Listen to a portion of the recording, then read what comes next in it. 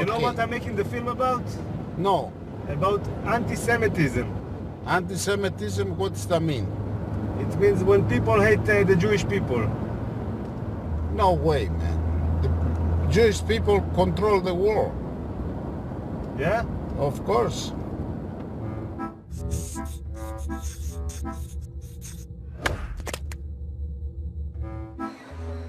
Being an Israeli Jew, I have never experienced anti-Semitism myself, but it's a phrase that always seems to be in the air.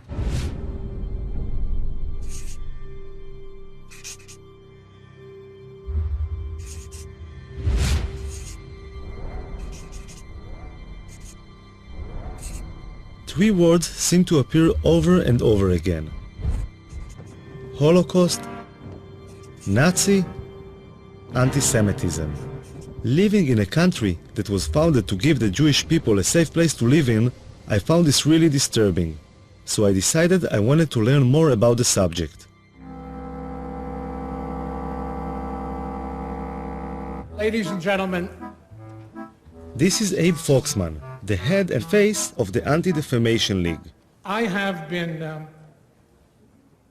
lucky to have survived by miracle the Shoah. Very nice, very good.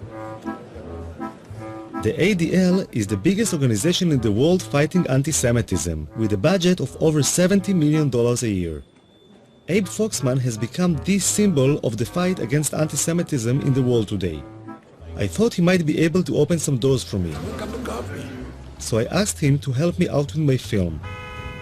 Abe Foxman was very welcoming. I think he liked the idea of an Israeli filmmaker taking an interest in anti-Semitism, and he agreed to give me unprecedented access to his organization, which has its headquarters in Manhattan. He's doing a film, which I still don't understand what it is, but we said yes, yes, and yes. You're on the record. Got it. Okay? I'll be good. Okay? He's not going to hurt us. Great. On the other hand, he's a good journalist, okay? I'll take He care of wants to get, good stuff. Foxman introduced me to some of the senior staff at the headquarters. You can talk to him, too. Would you say the ADL is like the biggest Jewish organization dealing with anti-Semitism? Oh, yes, yes. In the world. Yeah, there's no question about that. Yeah, certainly in the United States, but I would say in the world. We have all of our 27 offices all over the country with their ears to the railroad tracks. It starts with an insult, a denigrating statement, and at the very top, what you have is genocide. And in between is every bad thing that can happen to somebody. This is my grandmother. She's over 90 years old and she lives in Jerusalem. I decided to tell her about the film I am making. אני ישראלי, כן? אני אף פעם לא הרגשתי מה זה אנטישמיות. אז אני שואל מה זה בעצם, אני בא ומנסה להבין מה זה. נו, אז עכשיו אתה יודע מה זה? אני לומד. אתה לומד. זו הסבתא שלך יפהפייה, זו אני. Her family emigrated from Russia in the 19th century because of the strong Zionist ideology. The first Zionists came to Israel, or Palestine as it was then, because they thought it was the only solution to anti-Semitism. אנחנו ציונים נלהבים. אנחנו לא נחליף את המדינה ולא נחליף את העם בשום פנים ואופן. לכן כשמדברים על דברים כאלה, זה פוגע. זה מרגיז. איזה דברים? על יהודים, על אנטישמים, על הדברים כאלה. אבל הם אומרים שיש שם הרבה אנטישמים. איפה שמה? אז למה הם לא באים אם יש אנטישמים? אם יש אנטישמים, למה הם לא באים? אז שירגו אותם. מה? אז למה באמת הם לא באים? למה הם לא באים? הם אוהבים כסף, יהודי אוהב כסף. יהודי זה רמאי. יהודי זה רמאי. והוא עושה שם כסף, למה לא לבוא פה ולעבוד, אם הוא יכול לעשות שם כסף בלי לעבוד? למה לא? שם הם לא עובדים? הם לא עובדים, זה שאני אומרת. שם יש להם כסף בלי לעבוד, פה אם יעבדו, יצטרכו לעבוד. איך יש להם כסף בלי לעבוד? איך יש להם כסף בלי לעבוד? איך עשו כסף? ריבית, מלווה בריבית, ובתי מרזח פה, ויין פה, וזה שם. זה הם יודעים, יהודי יודע את הפוילשטיק האלה. יהודי יודע את הפוילשטיק האלה. אני אומרת לך, אני היהודייה האמיתית. לא כסף מסנוור אותי, שום דבר לא. אבל את מדברת כמו האנטישמים, שאומרים על היהודים שהם לא עובדים והם עושים... לא, אני לא מדברת. אני אומרת, הם רוצים להיות שם, שיפסר להם, עד שאולי יבוא מישהו, היטלר אחר ויהרוג אותם, יברחו. מה?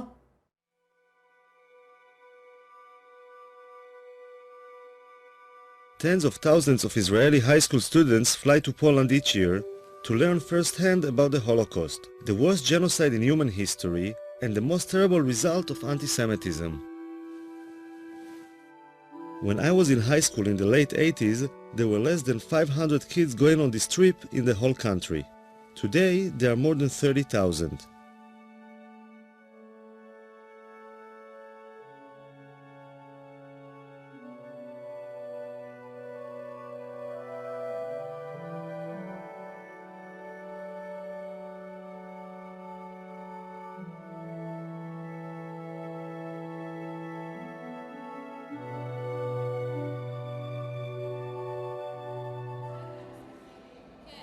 I decided to join them on their journey and their initial preparation, which takes place in Yad Vashem. יש כאלה תאים של השריפה, זה למעלה זה שמכניסים את הגופה והלמטה זה החומרי בעירה. יצא להם גז מלחץ, יצא גז ציקלון B. פה אנחנו רואים כבר את הגופות, אותה שהם יצאו, הוציאו להם את השיני זהב מהשיניים. ורוב מי שעשה את זה היו יהודים ששמו אותם בתוך המשרפות, את הגופות. כל אחד יגיד מה החיבור האישי שלו למסע, למה הוא רוצה לנסוע לפולין. אני דור שלישי לניצולי שואה, ומהרגע הראשון שסבתא שלי סיפרה לי על סיפורים על השואה, ראיתי את המבט שלה, מבט שלא נסלח ולא נשכח. וראיתי מה היא מרגישה, אבל לא הרגשתי את זה גם. זה בעיקרון מה שאני רוצה להרגיש במסע, את התחושה של לא לסלוח ולא לשכוח. The kids are going through a longer preparation for the trip to Poland. The school counselor is in charge of their mental preparation. ותנסו באמת להבין את הקשר בין אז להיום. זאת אומרת, האנטישמיות זה דבר שלא נגמר. בעקבות השואה קמה מדינת ישראל, אבל האנטישמיות זה משהו שיש עד היום, וכל הזמן תקראו עיתונים, יש מקרים אנטישמיים לכל רחבי אירופה ובארצות נוספות. כך שאתם כיהודים, כדור העתיד, ככאלה שעובדים להתגייס לצבא, צריכים לפגוש גם את הצד הזה שלנו. מלבד זה יוצא איתכם גם מאבטחים, יוצאים איתכם מאבטחים, המאבטחים לא יאפשרו לכם ליצור שום קשר עם האוכלוסייה המקומית. תפגשו שם אנשים שלא אוהבים אותנו, תראו, לא אוהבים אותנו, תחשבו שאתם, סלי, גם היום, אני אומרת לכם שוב, גם היום לא אוהבים אותנו שם. זה כאילו האיכות שלנו, שאתה יודע שאף אחד לא סובל אותך, אבל אתה גאה בזה. כאילו מגדלים אותנו מגיל קטן על זה שאנחנו נדע שיש לנו שונאים. לא יודעת, על כל מיני דברים כאלה. ובעצם כשהילד יודע שיש לו שונאים, כאילו מה שקרה בשואה לדורות הקודמים שלו, אז זה גורם לך איזה סוג של כעס לצד השני, כאב, כעס, אפילו שנאה. כולנו יודעים ששונאים יהודים. זה משהו שגם גדלנו איתו כזה, תמיד כזה השנאה ואנטישמיות. תמיד אני לא זוכרת שפעם לא הייתה אנטישמיות. זה יחזק בי את הישראלית שבי, את הציונית שבי ואת היהודייה שבי. אין ספק. Yediot Achronot is the most popular and influential newspaper in Israel. I'm curious about the people behind the reports of anti-Semitism I read on a daily basis. אני יודע, זה מגוחך שאני אומר את זה, אבל כולם בעייתיים. צרפת היא אנטישמית, גרמניה היא אנטישמית, המדינות בדרום אמריקה הן אנטישמיות. אני לא רוצה לדבר על המדינות המוסלמיות, זה לא מדברים בכלל. הם למעשה כולם. ליטא נשארה אנטישמית, כל המדינות הבלטיות, אבל גם המדינות במערב, אנגליה היא אנטישמית. ללונדון יש ראש עיר אנטישמי מוצהר. זאת אומרת, הם כולם אנטישמים, רק כאמור, יש שקטים יותר ויש בוטים יותר. ולמה אני בכלל צריך להיות אובייקטיבי? הם היו אובייקטיביים? כלפינו לא, הם גם לא היו אובייקטיביים. מה זאת אומרת הסיפור הזה? אבל בתור עיתונאי זה... אין דבר כזה בתור עיתונאי. בוודאי שלא, לא במקרה כזה. בוודאי שלא במקרה הזה. מה קרה? מה המספר? 172,345. זה מספר שאתה לא תשכח. אני הולך איתו כבר 65 שנים.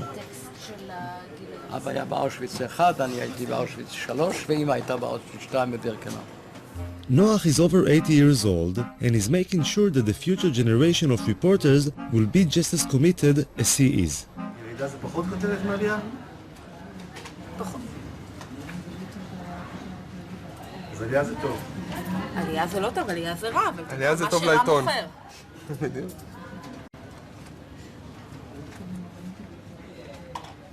והנתון הזה מי סיפק אותו? זה הגיע מסקר של הליגה נגד השמצה בארצות הברית. בהחלט שווה לתת לזה מקום די נרחב בעיתון. The headline in the Israeli paper was quite worrying. I wanted to see how the Anti-Defamation League actually fights anti-Semitism. Where the hell is he? Where is everybody? Where's the secretary? They're coming in now. Thank you. They're going to come in. Thank you. Hello. Hello. Have a seat and say hello. Introduce yourself.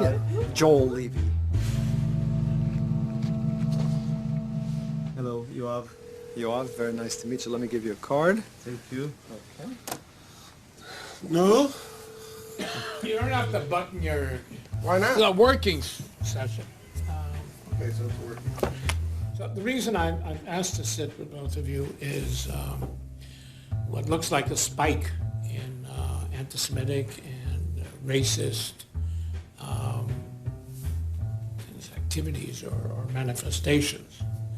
Now, New York seems to be at the center, or at least getting the attention. Where do you see it? How do you see it? Well, I've had a lot of meetings with the police department and last week with the mayor to talk about this. There is a wave. There's no question about it. I don't know if it's attached to the time of the year, maybe attached to the presidential election. I'm not quite sure why we're saying it here. Do you have enough resources to deal with all this stuff? No. We're flooded every day with these things all over the country. It's a very big problem. According to the ADL reports from the last couple of years, the average number of anti-Semitic incidents in the US is around 1,500 a year. I'm hoping Joel Levy can help me find a case I'll be able to follow. What I'd like to do is to follow a case. I understand, yeah. You know, every film needs like a drive. And once we have like a case that we can follow, so that would be great. We're going over the fresh data collected over the last couple of weeks to see if there's anything I will be able to film. We have received in the last week or so someone who employment case, someone who wasn't able to take days off for the holiday,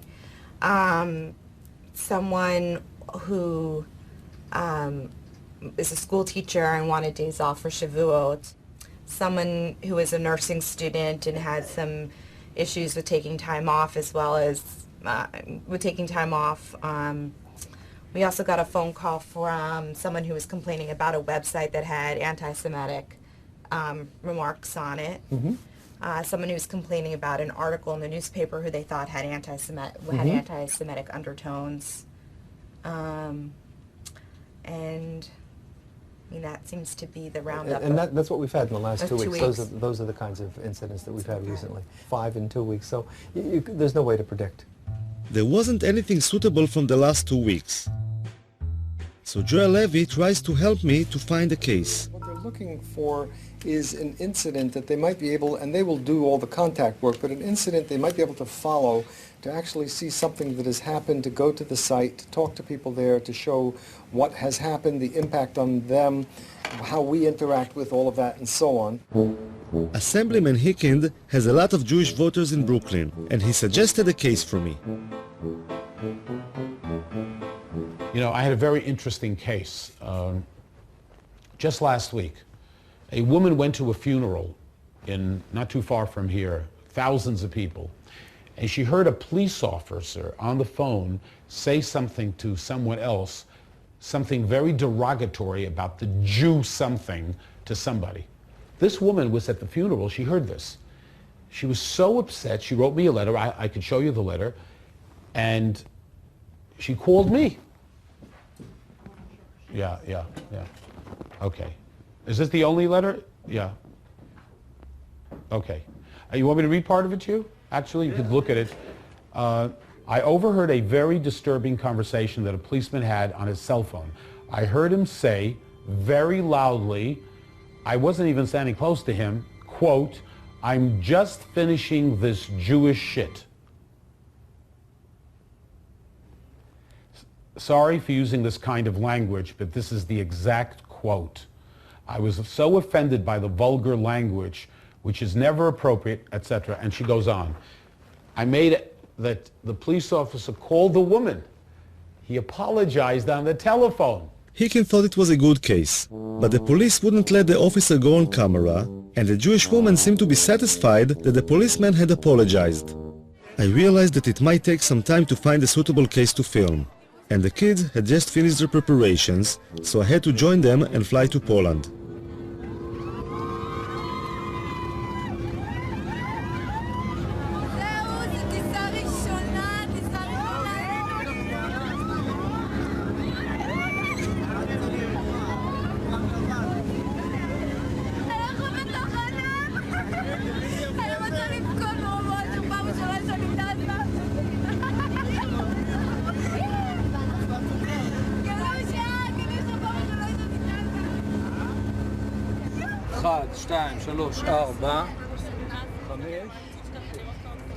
The man with the blanked out eyes is an Israeli Secret Service agent, whose identity we are not allowed to reveal. במידה ועכשיו קורה איזה מצב ששומעים איזשהו פיצוץ, לא משנה כרגע מה שאני מבקש זה דבר ראשון, כולם לשבת או לשכב אפילו במעברים כמה שיותר מהר, בסדר? Traveling around Poland today, it's hard to imagine what it must have looked like over 60 years ago. But the guides help the kids to visualize and feel how it was under the Nazi regime. יסמין, את תהיי מבחינתנו המודל של אמא של דנקה, את תיכנסי מתחת למדרגות שם ליד העצים ואנחנו נצלם אותך. הייתה ילדה בשם דנקה שהייתה גרה כאן, אוקיי? והגרמנים היו זורקים פה את היהודים מהחלון. היו זורקים אותם, ואתה יודע, היו מתחבאים. אז לפי מה שהבנתי, אמא שלה נתפסה, והיא ניצלה. מה היו עושים הגרמנים? היו זורקים אותם מהחלון פה, אתה רואה? תסתכל. היו זורקים אותם, ואת החפצים שלהם, והיו מחפשים אותם, כי היהודים היו מתחבאים מתחת לרצפות ובארונות. אני כאילו דנקה.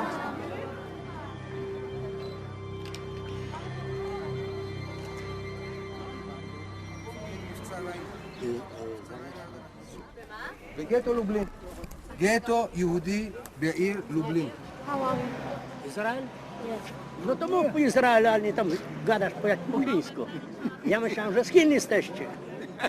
Kto gada? Izraelcianie? Pytam się skąd, a dopiero jak powiedziałem z Izraela, no to powiedziała, że tak. English?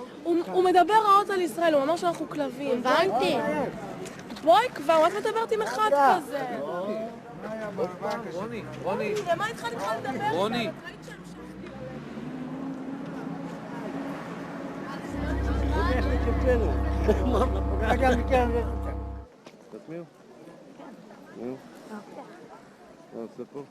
שומר עלינו מהאנטישמיות, כאילו שומר, שלא יבואו מתנגשים או כאילו יעשו לנו משהו בלי ש...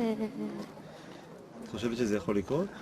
כן, זה יכול. הרגע, היום בבוקר היינו 3 אנשים מבוגרים יחסית, שרק שמעו שאנחנו מישראל ודפקו לי פרצופים ואמרו שאנחנו קופים וחמורים ועוד שנייה כאילו היה מכות שם. הם לא אמרו שום דבר כזה. לא? לא? הם כן. לא?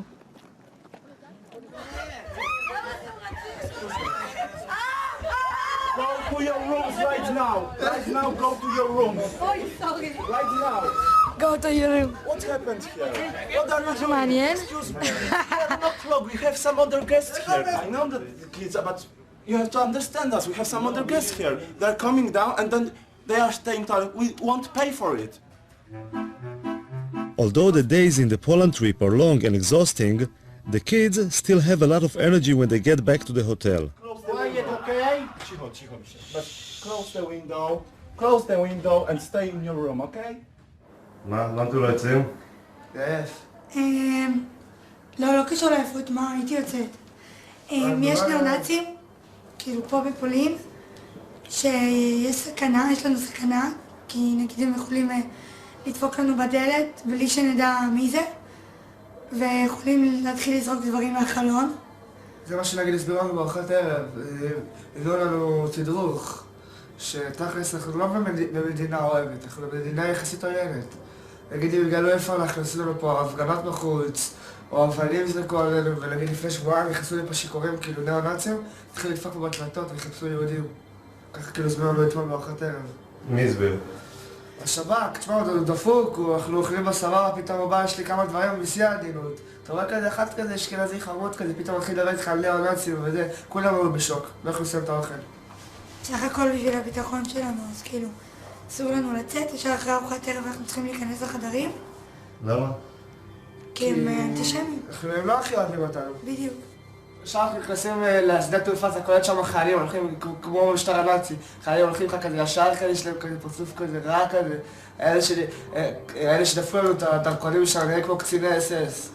As the kids were facing anti-Semitism in Poland, or at least feeling that they were, a case was reported in Brooklyn that seemed suitable for the film.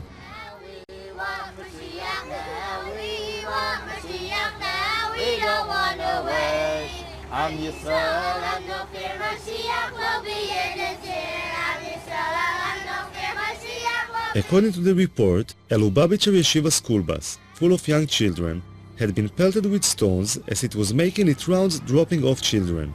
One of the stones had crashed through a window where one of the children was sleeping and landed in the aisle between the seats. A second stone broke a window and barely missed two other children. Two mothers witnessed the incident and gave descriptions of a group of black youths between the ages of 10 and 12. So were you scared? Were you scared? I was worried for the kids. I was worried for the kids more than for me. What, all of a sudden you heard like a big noise? How was it? Big noise in two windows. Well, So where's the back? in the middle, on the side. And the kids started to shout or what? No, they were quiet? They were sleeping. The 3-year-olds, they're sleeping on the bus. Was going back from school. Crazy, huh?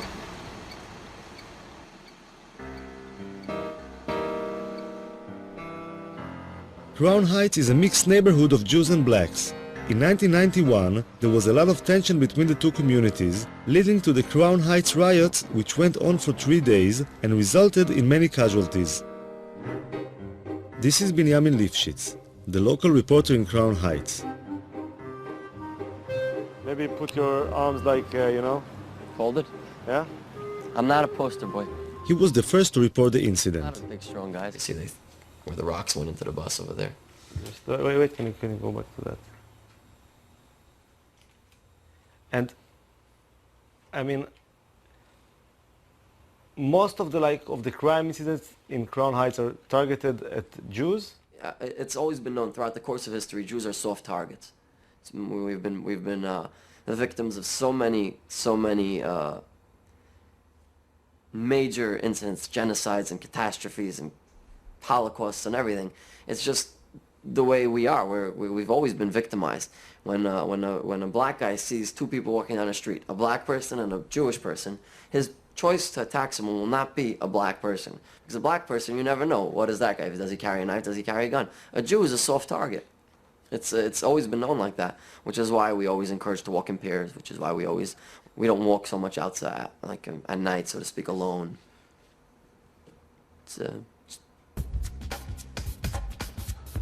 I thought I should speak with some of the blacks in the neighborhood to see what they feel about anti-Semitism. I mean, like, there we interviewed this guy, and he told us if there's gonna be like a Jewish guy and a black guy walking in the street, and you know somebody wants to rob, they would go for the Jewish guy because like he's an easier target. Actually, no, he's wrong. They would actually go for the black guy because you go for a Jewish guy, you get more time. You get more like time. the lawyers, the judges will actually give us more time if we rob someone of another race. They're going to classify it as a hate crime. That's why most blacks rob each other because you get less time. So it's like a practical thing, right? Yeah, it's a lot of wisdom behind it. And honestly speaking, like, if you wanted to rob a Jewish person, like, why would you rob a Jewish person? Like, you don't never see them with nothing that would make you want to rob them. Like, yeah, especially them up there. They basic, simple. They don't have nothing. And most people like, how could you target out a Jew person like when all of them dress the same? Like, everybody dressed the same. They all look the same. So and I lived around here 35 years. I have never seen a Jewish person get robbed in this neighborhood. Never. But there are kind of incidents between blacks and Jews, right? There are some issues. Well, it ain't really issues. It's like favoritism. They get treated better. Yeah, like the police will treat them better. Yes, they do. If I'm arguing with a Jew, the cops gonna come to me. They're not gonna bother them. They're gonna think I'm the aggressor. They're not gonna think they're the aggressor because they already have like a perception that Jews are more holier than black people. Let me tell you something, another thing, you know, they're supposed to be the chosen ones, but they be in a welfare office and a Section 8 office. They the first one to get any kind of bargain deal on anything. They're the first ones to get any kind of discount, or they know the system very well, okay? A lot of times they have all this money coming in the household, but somehow they always figure out a way to manage getting Section 8 or public assistance. Whatever services is available, trust me, the Jewish people are the first ones to find out about it. They're the first ones to utilize it. Actually, they're part of the mind control system that they use through television and the media. The higher ups. That right there is in a book called The Elders of the Protocols of Zion. I was in like 1898. They was talking about how the Jews will use TV and media and propaganda to control the world and take over the world. So little things like that just, oh man. Who wrote that book? It was a Russian who wrote that book too. Whoever's watching this, Elders of the Protocol of Zion, read it. It gives you an idea, the blueprint to take over the world. It is. They're implementing it right now. It's actually, when you read it, they say it's false. But when you read it, you see everything coming to light. The Protocols of the Elders of Zion describes how a group of all Jews sit around the table plotting conspiracies to take over the world. But that's considered to be like a really anti-Semitic book, you know. It is anti-Semitic to a certain. It's really not anti-Semitic. It's not anti-Semitic. It's like people keep saying things and they really don't know what they're talking about. If somebody's telling the truth, if somebody's telling the truth about something, why does it have to be anti-Semitic? Because it's not in the Jewish people's favor. It's not anti-Semitic. It's just somebody being honest. Facts is what it is. Bottom line. No, but just to put things straight, like this book, the books of the elderly of Zion. That was actually, they said it was written by a Jew actually. So it's really not anti-Semitic. But this book was like kind of a fraud, you know? Yeah, they say it's a fraud. There wasn't such a thing, you know, it's like a bunch of people sitting together running the world, you know? This is kind of bullshit, But you you know? said that's bullshit? That is not true. No. This is like a false book. That's not bullshit. As far as like a bunch of people sitting together running the world. The United Nations is a bunch of people sitting together running the world. So how could you say that's bullshit? No, it's different, you know, because... All right, so... Exactly, there's no difference. You said some like pretty harsh stuff about like, you know, Jewish people and stuff like that. See, no. Hold on, you gotta listen to what let me finish. I mean, like, so maybe when they like see you guys on the streets and they feel like afraid or they feel tension, there is something, you know, like... That goes to what I was telling you before. They don't know us. They never took time to get to know us. She was telling you that they separate themselves from us. They don't want to know us. So when you don't want to get to know someone, you would never. Speaking, you can't. You're trying to manipulate the conversation. No, I'm just asking. No, because we told you we have no problem with them. Hold on. First of all, why wouldn't we be afraid of them also? There's a misunderstanding and there's a lack of communication. How do we know that we're safe amongst them? I mean, Talking with them made me realize that living in a mixed community can create a lot of tension that can be easily inflamed. I went to talk about the situation with Rabbi Hecht, one of the leaders of the Jewish community and Commissioner for Human Rights. Even the attack on the school bus, not every time when somebody calls somebody with a name that you're a Jewish so-and-so or you're a black so-and-so, does that mean that I am a racist in heart or an anti-Semite anti-Semite in heart, or that I'm doing it only because of anti-Semitism. If 5 crimes happen, 5 blacks against 5 Jews, it has to be anti-Semitism. Why? Listen, even if the reason why I hit that Jewish kid is because I knew that he's not going to fight back, or the white woman in this neighborhood who's a Jewish woman, I stole her pocketbook because I know it's going to be easy prey. That's not called anti-Semitism. Now, again, you want to put it into some category and lock the guy up for a longer period of time because he saw a weak woman that he grabbed it. But again, I think we have gone a little too far. Many of the anti-Semitic incidents reported by the ADL happen to Orthodox Jews, since they are the easiest to spot. So I was pretty surprised by Rabbi Hecht's response. Let me tell you guys, I am suspicious when a guy makes a living from a particular situation. So if there's a particular film crew that make a living from blood, that's right, I'm suspicious every time they show blood. If a guy is created only because of anti-Semitism, I'm nervous about his reports. Are they accurate? He has to create a problem because he needs a job. So you're saying, like, I mean, the ADL is not like a credible organization, or? I really can't pass judgment on other organizations, so we'll leave it that way. I'll be politically correct. But listen, clearly the ADL has been responsible in certain areas to flare up things as much as they've helped. Of course, having said that, now I'm on the ADL's blacklist now, so Mr. Foxman is not going to come to my home for dinner, but what should I tell you?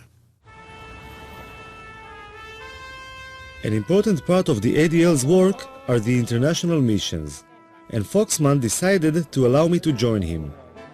Every year, a few ADL board members and contributors get to join Foxman as he travels to various countries, meeting heads of state, politicians, and other influential people who can help in the fight against anti-Semitism.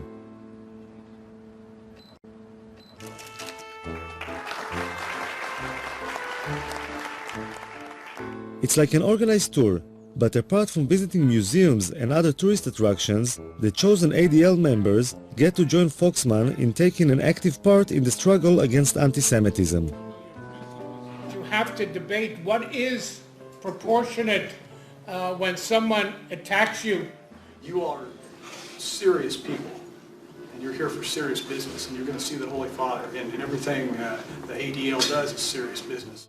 The police escort along the way made me realize I was traveling with some pretty important people. I'm seeing the Pope tomorrow. Rodi Friday. That's what they, yeah. I can tell you that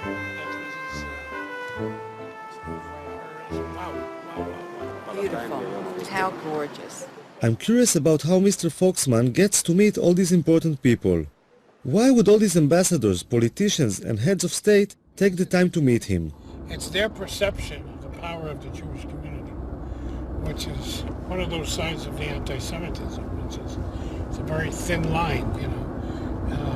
They believe we are more powerful than we are. And I've always said Jews are not as powerful as the Jews think we are, nor as powerful as our enemies think we are. We're somewhere in between.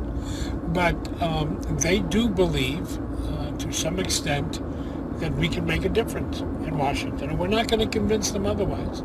So how do you fight this sinister, conspiratorial view of Jews without using it? Look, when the United Nations comes to its General Assembly, we meet with 40 heads of state, foreign ministers. Why? I think I got it.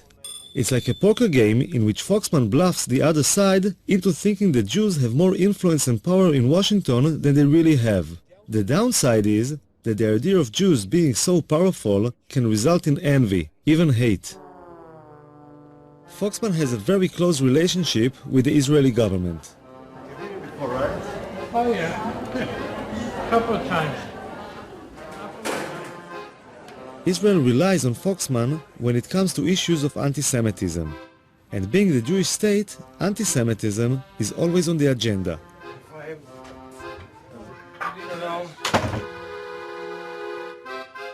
Hi, Abe. I wanted to ask you, since we met last, about the issue of Venezuela. Because I heard voices kind of saying it's not so bad, and Latin America is not so bad, but I'm not convinced. And the question You have is, good reason not to be convinced. You have good reason. It is getting worse. Right. And little by little, as long as oil money works. I'm told that by our experts, it's the only, except for Iran, it's the only government-propagated anti-Semitism today around the world. It's a rare. Formally, right. This is First quite scary. within the country and then outside. So are you pressing in any way? We've talked to Jesse Jackson, who has a relationship, but it's not for camera, but there are other plans. We'll talk about it in a minute. So we have a very beautiful film here. The first example of what Foxman is talking about was a meeting with a special advisor to the Ukrainian President Yushchenko. The Ukrainian government would like to distance itself from the embrace of the Russians and strengthen its ties with the West, most especially the United States. They believe that the Jews can become their allies in the US Congress. We come to celebrate your democracy, but we also come with mixed feelings. The history of the Jewish people in this country is primarily one of tragedy. We would like to see a more active, a more aggressive approach to dealing with issues of anti-Semitism. It took a long... Foxman is concerned about the Ukrainian government's comparison of the famine in the Ukraine before World War II with the Holocaust. The one thing that you need to be sensitive about is not to link it with the Holocaust. I know. Be careful that it not be played as your genocide, our genocide, because that will be counterproductive on all sides. We, of course, respect Holocaust, and I understood your message, and we try to be very, very diplomatic. Here it is. I was impressed by the way Foxman handled the meeting, but it also raised some questions for me.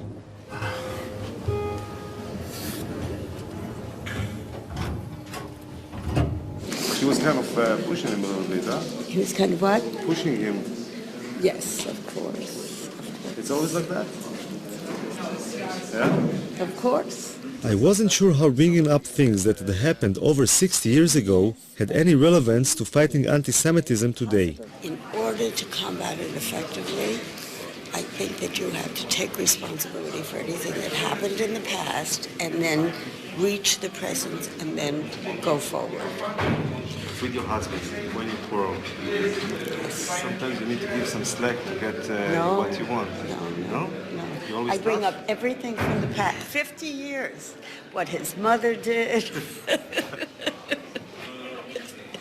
Absolutely not. No, that's not the American Jewish way. I don't know about the Israeli Jewish way.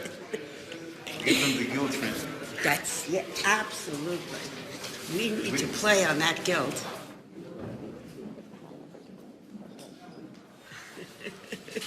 I asked when having a quarrel, whether she give you some slack sometimes to make up, but she said no. I'm always wrong and she's always right. But wait a minute, do I ever forget anything in the past? Never. Suzanne will tell me 20 years ago what I did wrong. If we have an argument now, but 20 years you did this. I said, but Suzanne, it was 20 years ago. Wait a minute, but do you know why? Because he has not stood up and taken responsibility for that behavior. The guilt trip she's giving you, does it help? No. So maybe the guilt trip we're giving them is not the right solution. Maybe we should give them some slack and say, okay, let's be friends. Not forget the past, but kind of be a little bit more, Moderate. Yeah.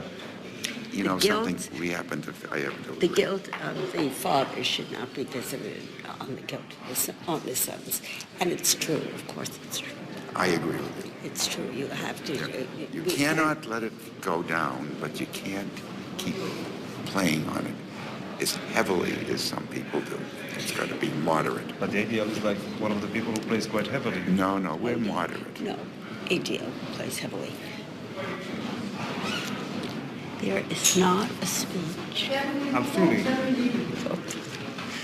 There is not a speech. You're going to show me. No, be careful. I'm not talking to her. I'm not talking to her. What is he? What are you, the Mossad or something? We democracy. We free democracy. We're allowed to say whatever we want. Shut it up.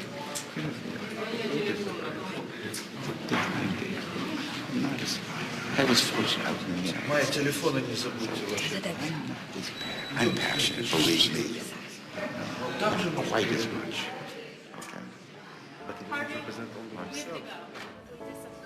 I could understand Abe's sensitivity to the Holocaust being a survivor,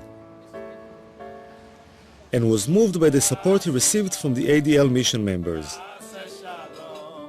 But the film I wanted to make is about anti-Semitism today, and I decided to explore on my own an incident I had read about in the papers.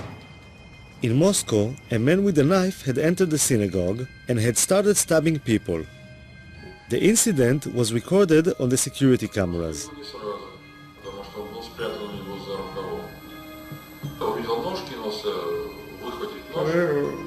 Он увернулся от меня, ударил мне в шею. Раздались истерические неестественные крики, как будто убивает человека. Мы все бросили молитву и выбежали из дома.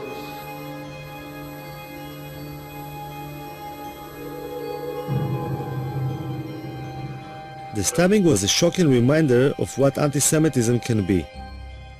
I thought I should speak with the members of the synagogue to see how they felt about their own safety. В Израиле мы все время слышим, что есть очень сильный антисемитизм. Где? Здесь? Неправда. Что Неправда. неправда? Этого Что неправда? нету. Ну нету. Ну нету, понимаете? Нет его. Потом, понимаете, почему говорят в многие Израиле? евреи сами виноваты. Вот представляете, вот он работает на заводе. И он плохо работает. И его не двигают по службе, не продвигают, карьеры нет. Он говорит, это потому что я еврей. Я говорю, ну я же тоже еврей, а я главный технолог завода. Как же тебя-то, нафиг, тебя антисемитизм, а ко мне нет? А почему в Израиле говорят, что здесь очень сильный антисемитизм? Ну что-то надо говорить. Ну что-то надо говорить, как-то себе надо оправдывать. И все свои неудачи в жизни человек это объясняет. Вот я был еврей, вот меня притесняли, вот мне не давали дорогу. Ну хорошо, ты приехал в Израиль. Там тебя никто не притесняет. Что ж ты здесь не продвинулся? I didn't understand. How come these religious Jews, who go to the synagogue every day and are such easy targets for anti-Semites, don't seem so concerned about their personal safety? I decided to ask the local rabbi in Kiev about it. The truth is that for some reason secular Jews are more worried about anti-Semitism than religious Jews, if you noticed. It's not that way. It's just that on their agenda of being Jewish, anti-Semitism is not part of being Jewish for an Orthodox Jew. Part of being Jewish is not fighting anti-Semitism.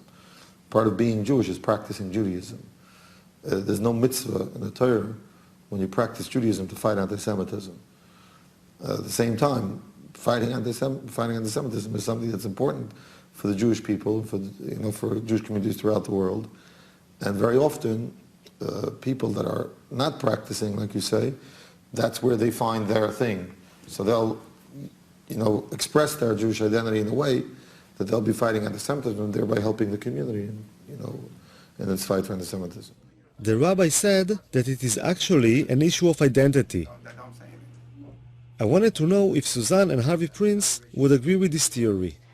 Yeah, I mean, you can't film this because, I do think that the ADL helps to reinforce our Jewish identity because we're not Orthodox and we don't have a religious Jewish life. The ADL provides a forum to be Jewish. I mean, it certainly is 99.9% Jewish, and it gives us an opportunity to explore being Jewish, to look at Jewish issues, and it does reinforce our Jewish identity.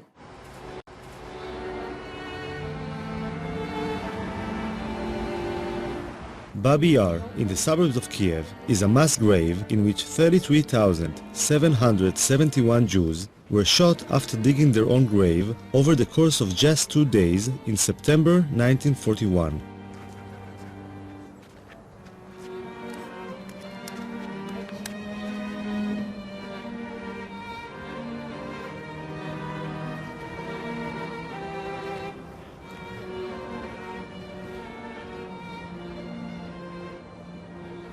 I think the worst thing for me, standing here, is that it could happen today. Oh, God. I agree. I can see people being marched out of Kiev and shot. Marilyn, by some people who would decide that's the thing to do.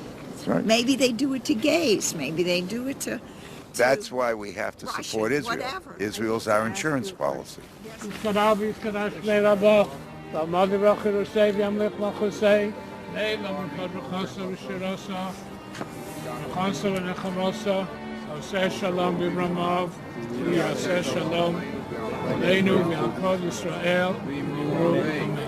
If it was a question of the continuing existence of Israel, would you move to Israel? Yes, in a minute. Good for you, I tend to say. In a minute. Because as far as I'm concerned, without Israel, there isn't a safe Jew in the world. That's the way I feel. I agree. I agree. So you have two people who immediately move to Israel if you have a problem. Right. If Israel needs, you have two people I right there. joined the army. They wouldn't take an old lady, but I would be there. So does that mean that I'd roll bandages. He's I asking, don't know. he's asking a question, the Does journalist. that mean that you're more loyal to Israel then? No, of course not. That's right. So how do you like coexist these two notions? How do I like what? How these two notions coexist? The fact that Easy. You love your children, you love your husband. You love your friends equally. You love your children more than you love your husband? Of course not. Sometimes. But you might die for your children before you would die for your husband. It's like the question then. You If might. you were in a life Israel is the road, husband or the kids? I'm sorry? Israel is the husband or the kids? The kids. The kids. The kids. Yeah, the kids. The Israel's love not for a love for child Israel anymore. is love for a child. There's a love for a child that different than a love for a husband. There's nothing like really a love for a child. it's a much more protective. Right. No, it's a much more...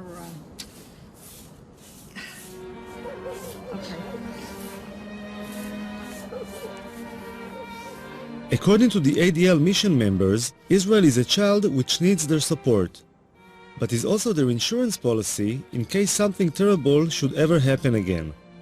But at this particular moment, this insurance policy was busy being a teenager making its way to Maidane concentration camp near Lublin.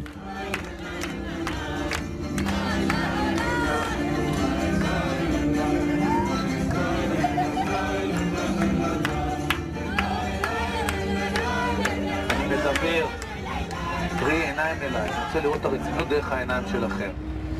אנחנו עוברים לשלב הבא של הרצינות, השלב הבא של תשומת הלב, אנחנו מגיעים למיידניק.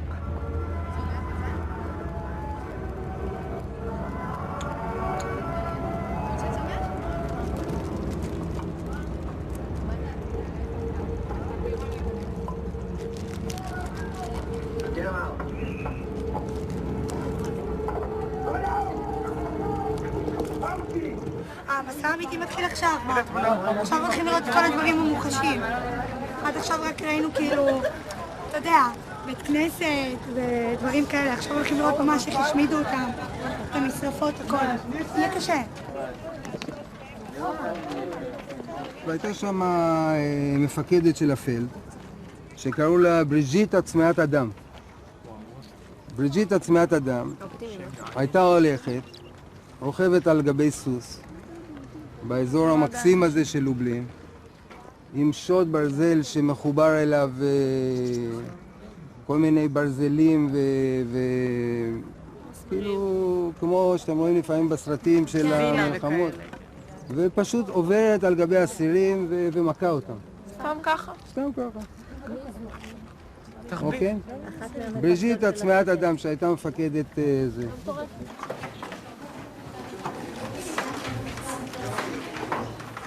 עכשיו, כמו שהסברתי קודם, שליש מהנרצחים פה נרצחו בגז, ושני שליש פחות או יותר נרצחו על ידי התת-תנאים שהם היו צריכים לחיות פה. לכו על זה. כן, נהיה לך. אז יכנסי לסגור את הדלת.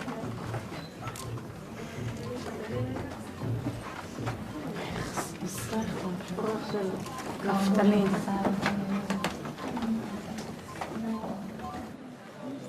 מה אתם מדברות?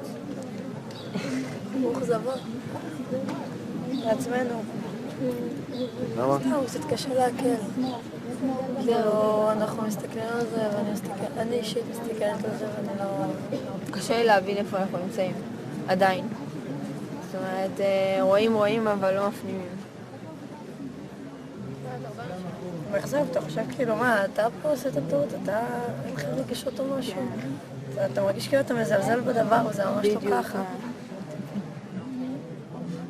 This was my first time in Majdanek as well, and I could relate to the way the kids felt.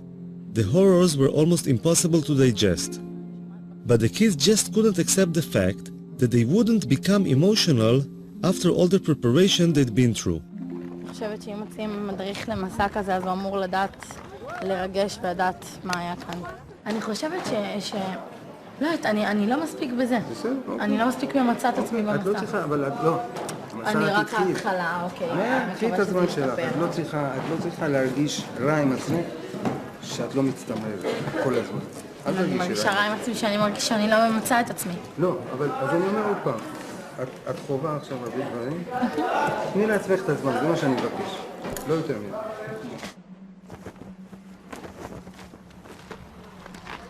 ובאמת, אני נותן לך טיפ שתמשיך לעקוב אחרי הגברת בהמשך. אוקיי? בסדר? תמשיך איתה. יאללה, גייז, עירוני א', אנחנו ממשיכים. בואו. ופה, ללא טקס קבורה וללא כבוד אחרון, נשרפו מושמדי פה בתנורים האלה, האפר שלהם שימש לדישון אחר כך לגרמנים. הם ניצלו את היהודי מהעבודה שהוא נכנס במחנה העבודה. It occurred to me that after seeing the almost incomprehensible horrors my people have suffered, other people's suffering might seem less significant somehow. I wondered if any of the kids felt this way too. יכול להיות זאת הבעיה שלנו שיש לנו את הרף הגבוה הזה, ופתאום אנחנו רואים בחדשות שהרסו נגיד לערבי את הבית, שצה"ל פוצץ, אנחנו אומרים, לא נורא, לנו היה דברים יותר גרועים. אותנו לקחו ברכבות וגרמו ליהודים לראות ביהודים. זה כבר נראה לנו, יכול להיות שזה, יכול להיות. אני דווקא חושב שאני אחרי... כי וואלה שאני כי וואלה שאני רואה את זה בטלוויזיה, זה לא מפריע לי, כי אני כאילו אומרת, בסדר, לא נורא, הערבים האלה יש להם הרבה בית. Nofar was not the only one thinking about the Israeli-Palestinian conflict in relation to anti-Semitism. Professor Norman Finkelstein, a Jewish academic from DePaul University in Chicago, has written a book called The Holocaust Industry, in which he accuses parts of the Jewish establishment of making cynical political use of the Holocaust. Dr. Finkelstein, you have some visitors? Whenever Israel faces a public relations debacle or comes under pressure to resolve the Israel-Palestine conflict, they start up this extravaganza called the new anti-Semitism. As it's usually understood, anti-Semitism means an irrational hatred of Jews, born simply of the fact that they are Jewish. But that's not what's going on. Here it's a hostility born of the fact that the state which claims to represent them is engaged in quite brutal violence.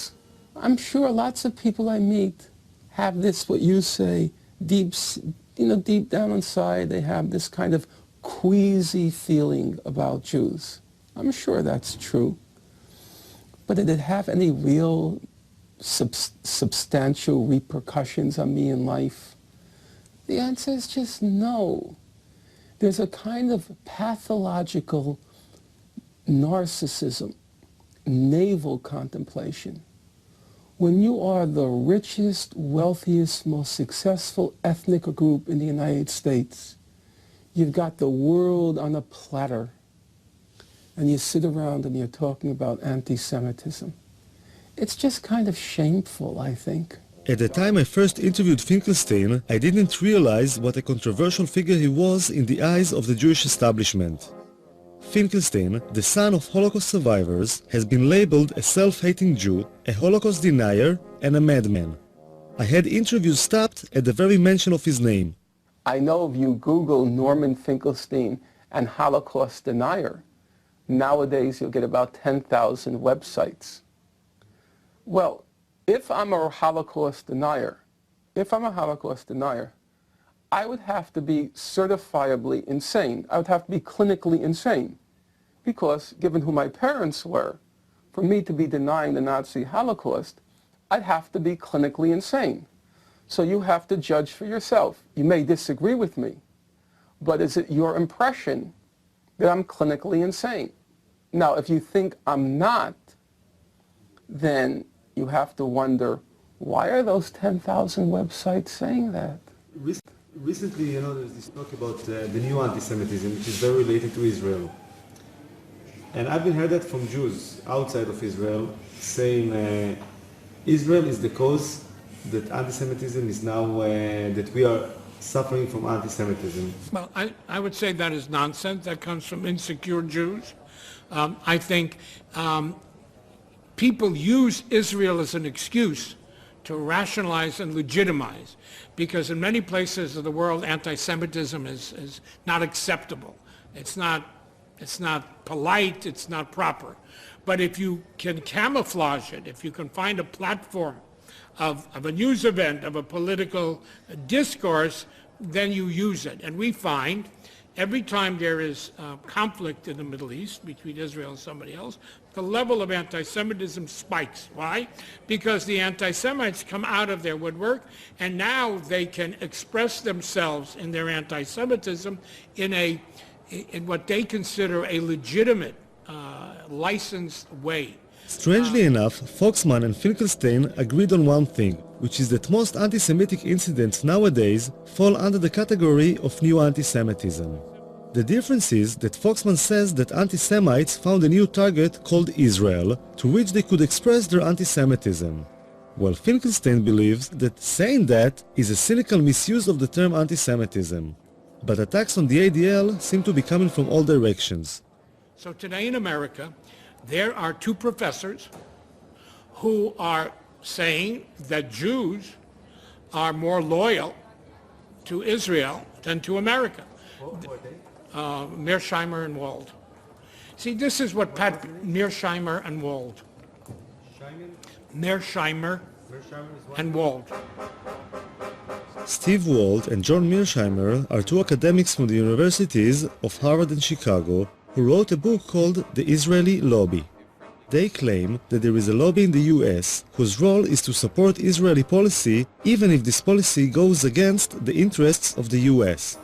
The role of the ADL in this lobby is to silence those who criticize Israeli policy, saying they are actually anti-Semites in disguise. Walt and Mearsheimer were invited to Israel by Gush Shalom, a left-wing Israeli organization whose head is Uri Avneri, a former parliament member and a peace activist. I was very happy that they accepted our invitation, that they agreed to come here.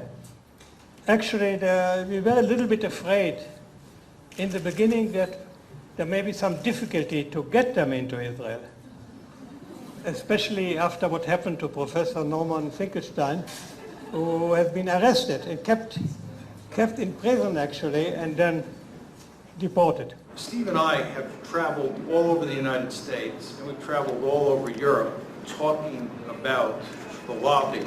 I have honestly been struck by how little evidence we've come across of anti-Semitism. This is not to say that we don't run into lots of people who are critical of Israeli policy and shake their head at what the Israelis are doing. אבל לנו כישראלים זה לא טוב שיש לנו בעצם את הלובי הזה מאחורינו שם? כתושבי ישראל שגרים פה בעצם. קודם כל, שאלה מאחורי מה? ומי זה אנחנו במקרה זה? הלובי הזה תומך בימין הישראלי, הוא מאולמרט ימינה, חביבם הוא ביבי נתניהו, וימינה מביבי.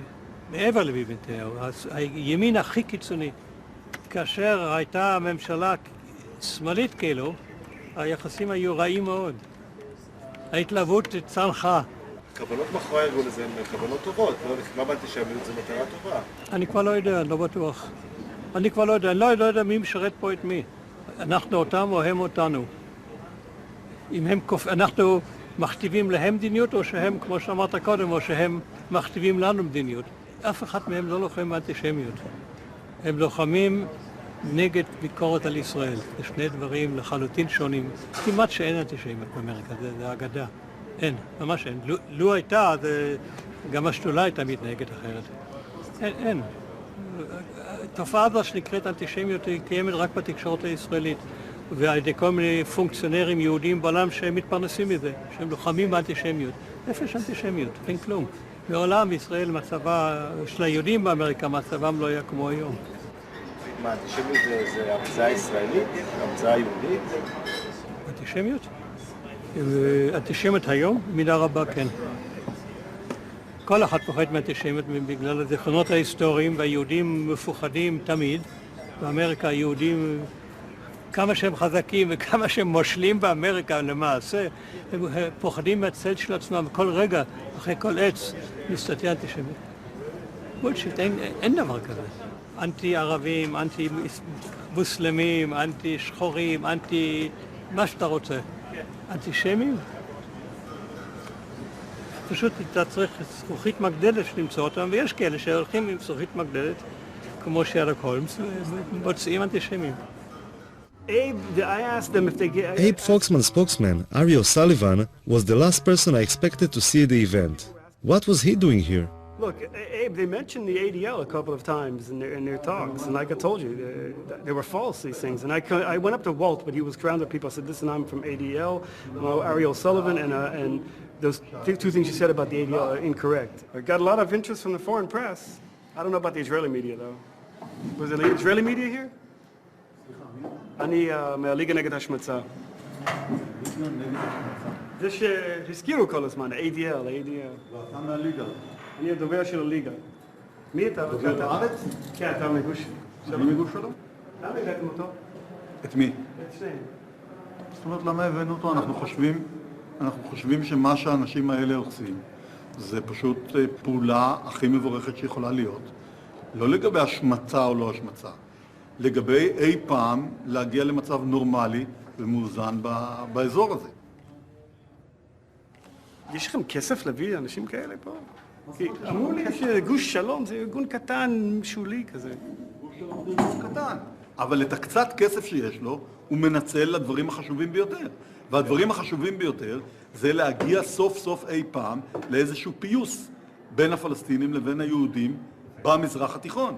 והדרך היחידה לעשות את זה, זה לגרום שהמדיניות של מי שתומך בישראל, לא משנה מה היא עושה, שהמדיניות הזאת תתחיל להיות קצת יותר נורמלית. זה לא מקרה שהאנשים האלה הוציאו ספר שכל העולם רעש ורגש בגללו. I don't know if the whole world was shaken by Walter Mearsheimer's book, but the Jewish establishment certainly was. Why do two such established, credentials, respected academics engage in such a shoddy piece of work on what subject? At the annual ADL convention, the Israeli lobby book was the center of attention. In the Foreign Office in Israel, there was a 3-day convention dealing mostly with the issues raised in the book The Israeli Lobby. Never before had the question of whether anti-Semitism and anti-Zionism are the same thing seemed so important. Experts and speakers from all over the world said the same thing, that those who attack Israel are doing so simply because they are anti-Semites in disguise. We thought people who would hate us, who would be our enemies, would be thugs and lunatics yelling kike, and instead they're soft-spoken college professors explaining to us how we have the apartheid state. We were unprepared.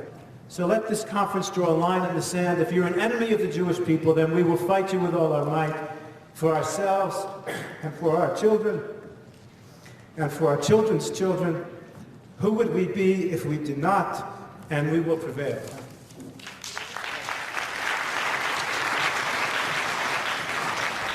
After 3 days, something happened which was more or less the equivalent of a bomb being thrown into the room. If you came down from space, you would think, having looked at this conference, that there was absolutely no problem in the West Bank or in Gaza. One element of the reason why so many people around the world are angry with Israel is because of the continuing settlement and occupation of Palestinian land, and because Israel, which has state power, has not done enough to end the occupation. One of the reasons. Such an occupation cannot be sustained without racism, without violence, and without humiliation against the people who are occupied. Thank you. I don't get it. I just don't get it unless you were ironic.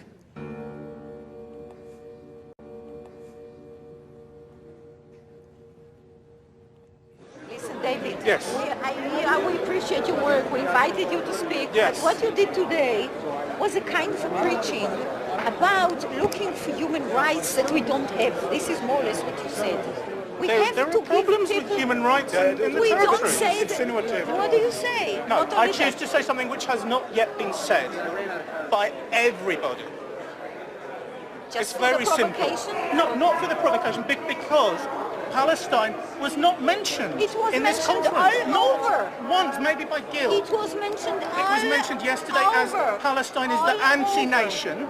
Palestine is the one unique nation which doesn't have the right to exist. It was mentioned... No, no one said that.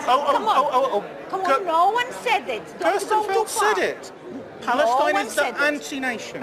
What do you think that means? And where do you think that terminology comes from, the anti-nation? What you were saying is that anti-Semitism and anti-Zionism are two different things. They are two different things. No, sometimes they are the same thing. And it's kind of ironic, really, that I was seen by some people as a sort of wild-eyed radical, because where I come from, I'm denounced as a right-wing, neocon, Israeli-supporting, anti-Palestinian racist.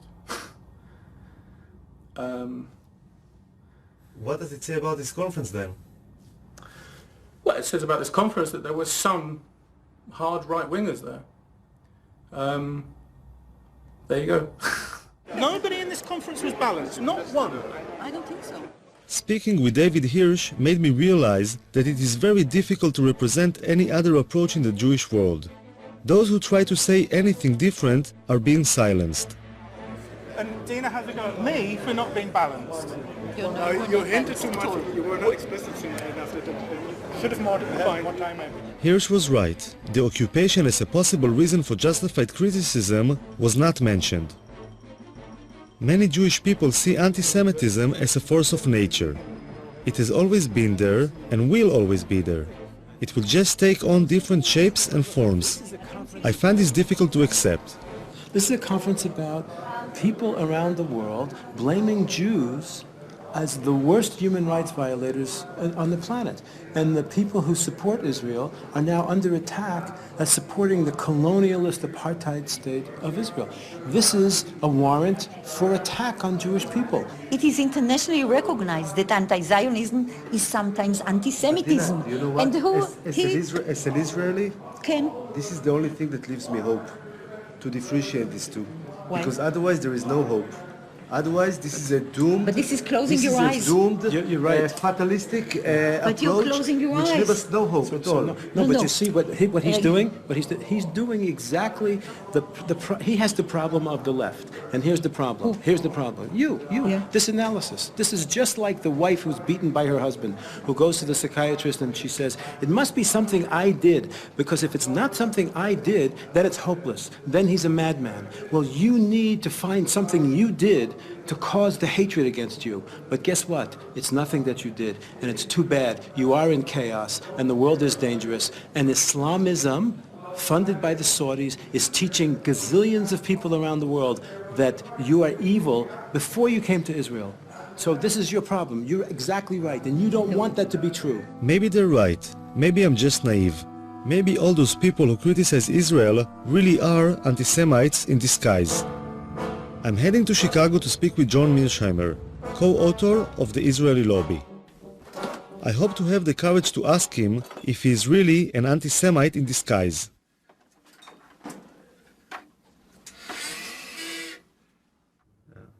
But did you kind of took a few minutes to question yourself when you've been blamed as being anti-Semite? Did you try to think about it between yourself and yourself, I don't know if you have this expression, within yourself, did you take some moment to think maybe some of it was influenced by something which is, could be interpreted as anti-Semitism? No, because I'm not anti-Semitic, and I never had any doubt that I wasn't anti-Semitic, and I just didn't see any need to do this. My arguments are not in any way, shape, or form hostile to Jews or hostile to the state of Israel. And in fact, Steve Walt and I go to great lengths in the books to make in the book and in the article to make the case that we think the lobby's policies are not in Israel's interest or in America's interest. And we believe that the policies that we're pushing and the arguments that we're making are better for Israel and better for the United States. Now, one can disagree with that, but those arguments that we're making are not anti-Semitic, and we're not anti-Semites. Of course, it's almost impossible to prove that you're not an anti-Semite, which is one reason that this charge is so effective. I mean, how does one say, I'm not anti-Semitic, and convince people who say you are? My best friend is Right, that's what you end up saying, that my best friends are Jews. Some of my best friends are Jews, and of course this is not a very convincing argument. In fact, it's an argument that's almost guaranteed to lose. There's no question that anti-Semitism has been a poisonous and potent phenomenon over time. And there's no question that someone like Abe Foxman, who grew up as an infant and a young boy in Europe during the Holocaust, is going to be affected by that history of anti-Semitism. They say that eventually it's bad for Israel as well, not only for the United States, but this policy eventually will be bad for Israel as well. But that's not their goddamn business. Who the hell asked them to decide what's good for you? You know, who are they? Who are they who come to a judgment what will provide safety and security for you? Keeping in mind, that's not their business. Look, I have an obsession in this place with one thing, which we need to find a way. The latest battle Abe Foxman had taken upon himself against the anti-Semitic Polish dolls made me realize that his devotion to Israel is only part of the overall picture. Traditional Jew, I would say even stereotypic Jew, holding a bag of money and a zloty. It's a good luck charm to buy people if they go into a new house or business because the Jews are so good with money. It is disgusting. It is disgusting. And now, in the economic crisis, you want to know how serious Jews and money is? Jews are money. Is that what you want? But somebody's good with money. It's not a bad thing, You know what? We're in Auschwitz. Those are the things that paved the stones to lead to Auschwitz. Because if Jews have money, you can get rid of the Jews, you can get their money. What kind of a good thing is that? Foxman is like a very sensitive radar for Jewish issues. The memory of the Holocaust is always in the background, like a warning sign of what can happen if things are not dealt with at the right time. I want to ask you a question. Look over here. Do you see a Holocaust coming? It's crazy. There's so much hunger, so much starvation in the world. So many people are suffering. And you want me to get excited about some idiot painting a swastika somewhere? Finkelstein lost his job at the university because of what he claims was pressure from the Israeli lobby. Then he was denied entry to Israel because he was, as the authorities described, a security hazard, which being Jewish himself is probably unprecedented. Finkelstein reminds me of the biblical prophets of doom, who were always being pelted with stones for saying things nobody wanted to hear. One of the major kind of claims I hear from people like the ADL or other Jewish people is that like, how come always people picking up on Israel? How come there are so much injustice in other parts of the world and nobody speaks about? What is the reason for that? I think people listen. I open the radio, I hear nonstop about Sudan. I hear nonstop about Tibet. I hear nonstop about Darfur. I hear a lot. The only place I hear excuses made for is Israel. That's the place where I hear excuses. And we do have to remember, it is the oldest occupation in the world. I mean, 40 years really is enough. It's older than you.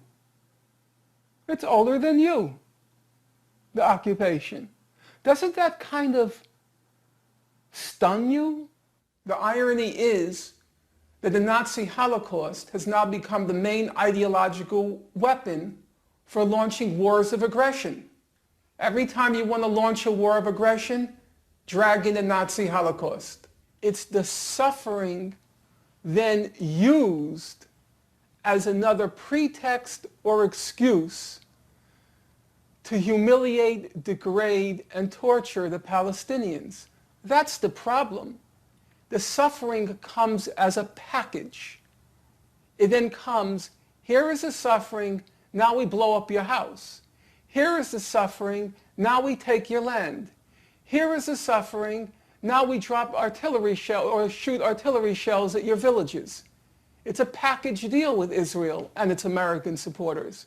It's not just suffering, it's suffering which is then wrapped in a club. And the club is then used to break the skulls of the Palestinians. That's the problem. It's not being used to educate people. It's not being used to enlighten people. It's not being used to make people more moral. It can be. But it's not. I mean, it's not. That's the whole point. Of course it can be, but it isn't.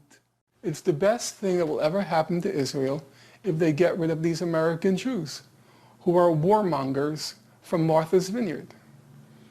And they're warmongers from the Hamptons. And they're warmongers from Beverly Hills.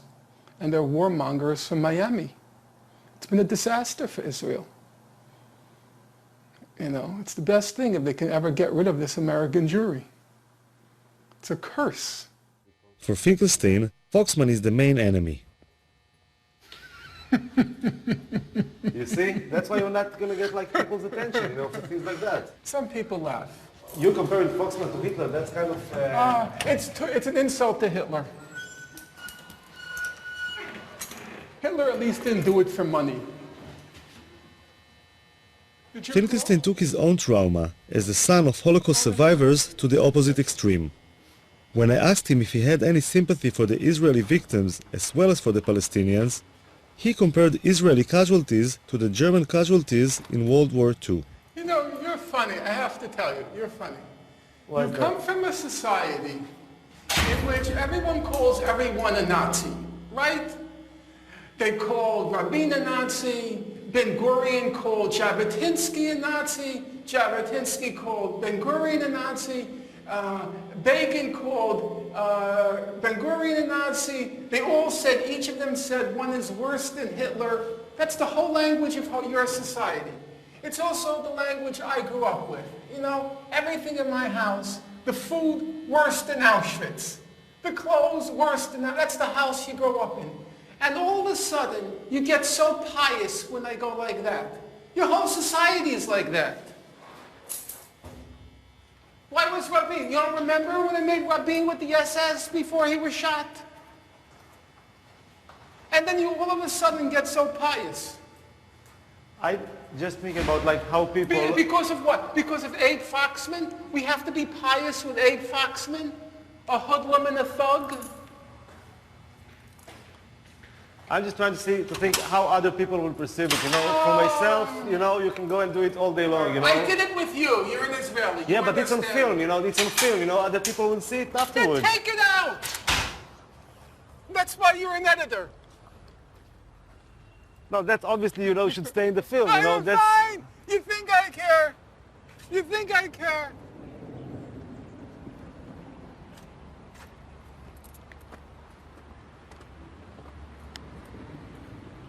So you like the neighborhood?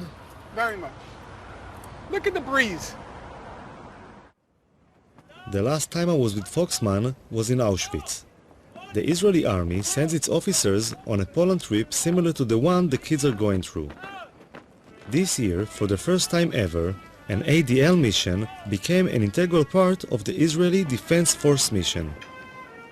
Marching next to Foxman is the Deputy Chief of Staff, the second in command of the Israeli army. On Foxman's left is the Israeli ambassador to Poland.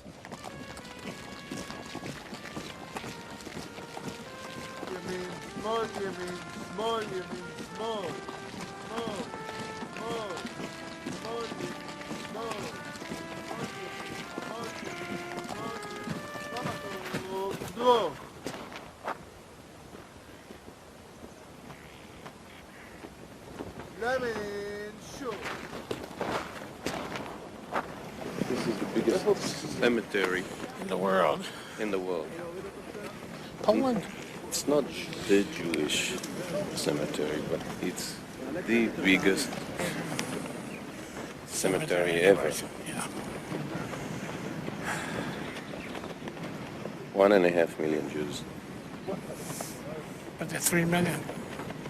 Yeah, but this place was the worst.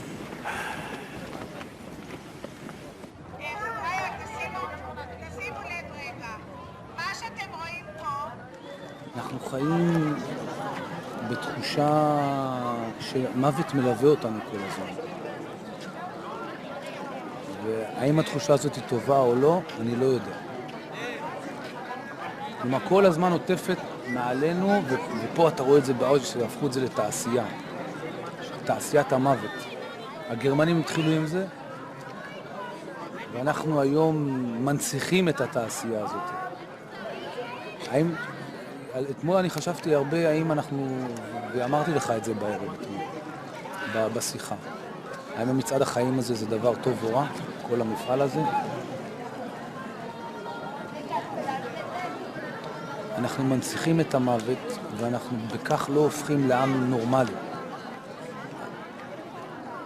זה שאנחנו שמים דגש על המוות ועל מה שקרה, וצריך לזכור, אין, לא שום ספק. אבל אנחנו יותר מדי חיים בתוך זה, וזה גורם לנו לא להיות, עם נורמלי, זה גורם לנו להיות עם... זה גורם לנו להיות... בה נרצחו 20 וכמה חבר'ה פולנים כאן בחצר הזאת, אז אל תשבו על האנדרטה בבקשה.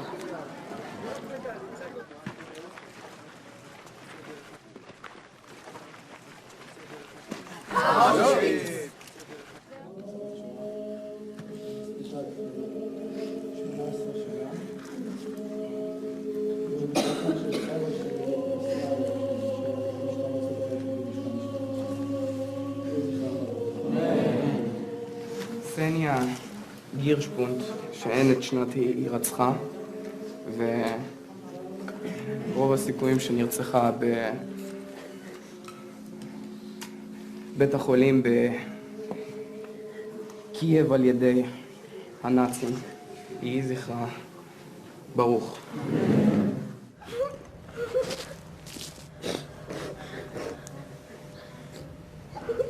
היו הרבה מזוודות, שעל כל מזוודה היה רשום שם. היו בגדים של תינוקות, כפפות, חולצות, מכנסיים. היה הרבה זוגות נעליים של ילדים ושל מבוגרים. היה הרבה סטילים, גל חץ לנעליים, מברשות שיניים, כל רכוש קיומי כאילו בסיסי.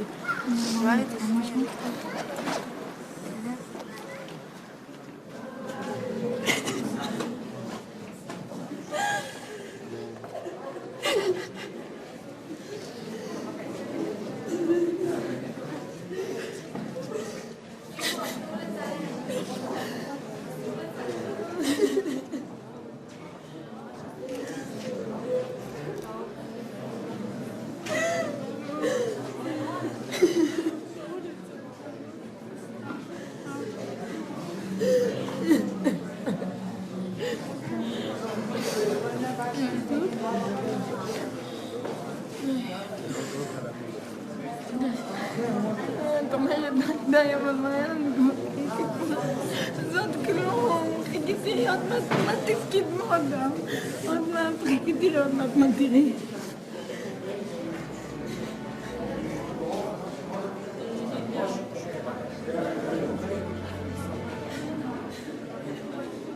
זה עכשיו זה שרוצחים אותך בגלל הנאום שלך, זהו, עשה בגלל הנאום שלך, שאתה לא עשיתי כלום. שאתה לא עשיתי כלום.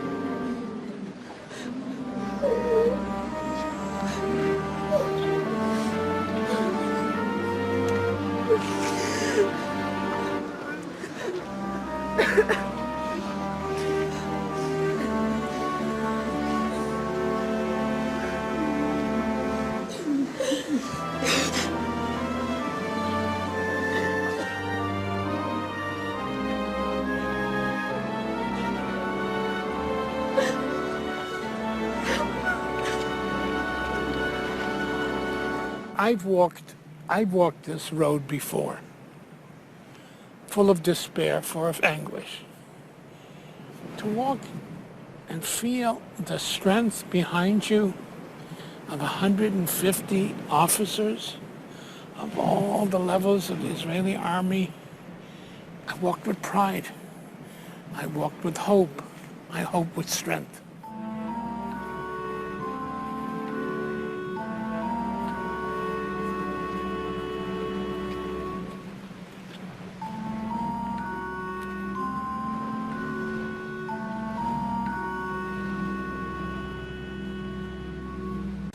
אבל את מי בא לך לרצוח? את מי בא לי לרצוח? את כל אלה? מי זה אלה? הנאצים. הצוררים האלה. טוב, הם כבר, את יודעת, הם מתו. כן, אבל תאמין לי שיש להם דורות. אמנם לא כמוהם, אבל יש.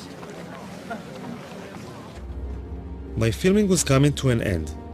As I looked at the sleeping kids, I thought that putting so much emphasis on the past, as horrific as it has been, is holding us back.